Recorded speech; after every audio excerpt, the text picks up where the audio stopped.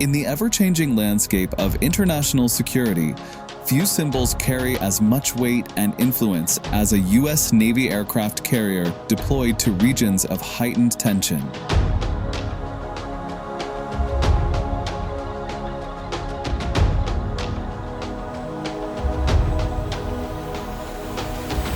For decades, the United States has relied on its powerful carrier strike groups not just as instruments of war, but as visible statements of resolve, deterrence, and reassurance.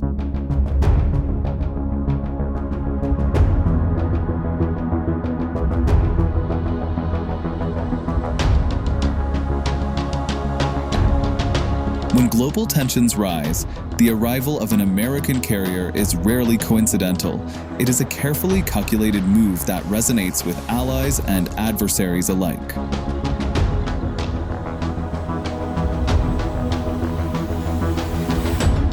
Aircraft carriers serve as the centerpiece of American naval power. At over 1,000 feet long and carrying up to 75 aircraft, including F-18 Super Hornets, electronic warfare jets, and airborne early warning planes. They are essentially floating air bases capable of projecting power anywhere in the world's oceans.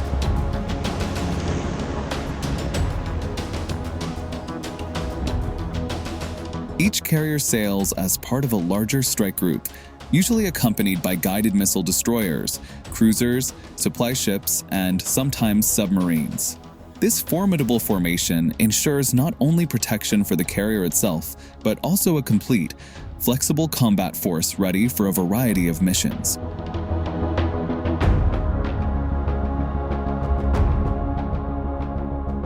When regional instability grows, whether in the South China Sea, the Persian Gulf, or near Europe's eastern flank, the U.S. often signals its commitment by deploying one of these strike groups.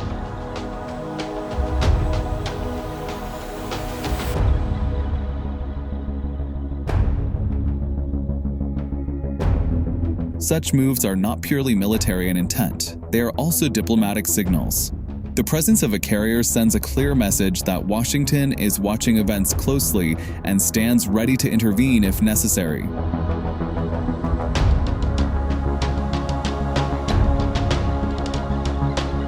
It reassures allies under pressure while warning adversaries that escalation could trigger a rapid U.S. response. The process of sending a carrier into a hot zone is deliberate. High-level coordination between the Pentagon, the State Department, and the White House precedes any deployment.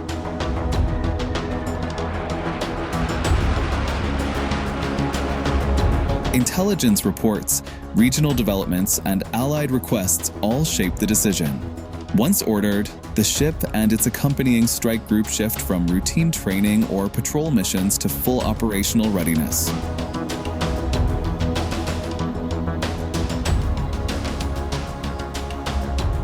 Aircraft are armed, logistics chains are reinforced, and communications with regional partners are intensified.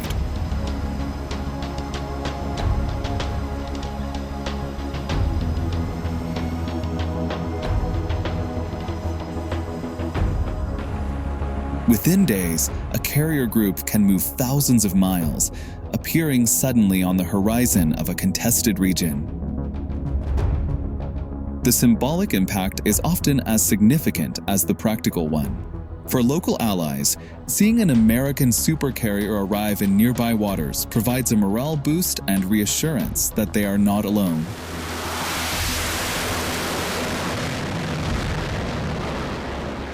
For adversaries, it is a reminder that any miscalculation could bring overwhelming U.S. firepower into play.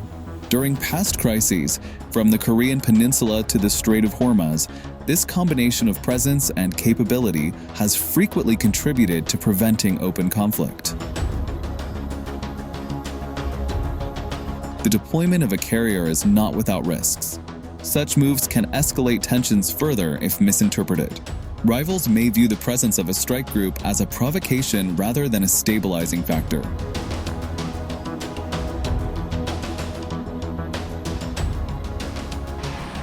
Moreover, Moreover, modern adversaries have developed long-range missiles, submarines, and electronic warfare capabilities specifically designed to threaten carriers.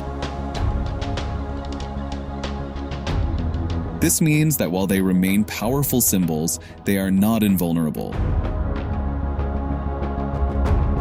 For the U.S. Navy, maintaining freedom of movement for its carriers requires constant adaptation, layered defense systems, and close cooperation with allies.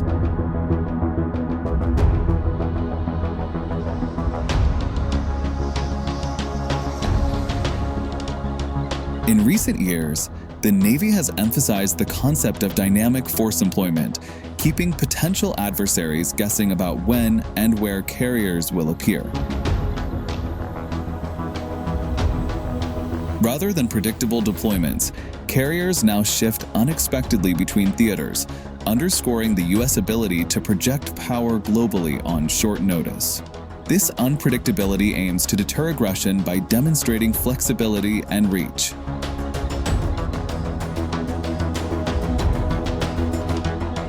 Ultimately, when the U.S. Navy sends an aircraft carrier amid rising tensions, it is making a statement that goes far beyond military presence.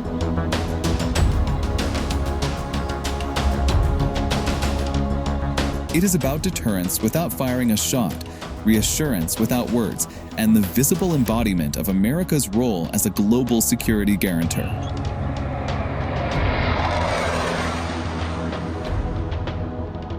Carriers remain floating ambassadors of power and policy, bridging the space between diplomacy and force. As long as the world remains turbulent, their deployments will continue to shape events, carrying both the weight of steel and the weight of symbolism.